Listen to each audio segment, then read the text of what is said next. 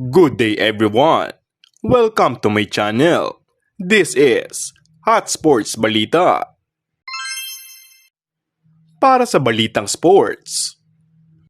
Ngayong araw ay naganap na ang isang historical event kung saan sa unang pagkakataon ay nagwagi na ang Gilas Pilipinas kontra sa koponan ng New Zealand sa final score na 93-89 at manatiling walang talo sa Group B ng 2025 FIBA Asia Cup qualifiers.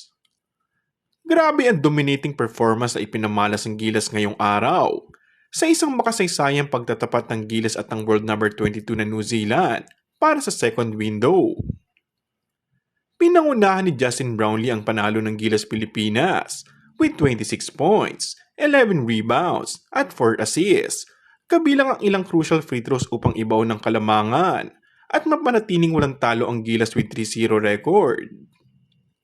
Nagtala naman sa 7'3" center Kai Sotto ng 19 points, 10 rebounds at 7 assists. Ginulat nga ni Sotto ang Pinoy fans sa high-level game na ipinakita nito sa laban na siya nagpahirap sa New Zealand. Samantala, angat na din sa number 2 spot ang Gilas Pilipinas sa power ranking ng FIBA qualifiers.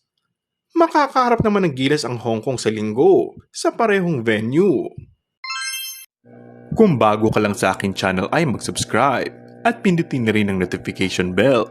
Maraming salamat!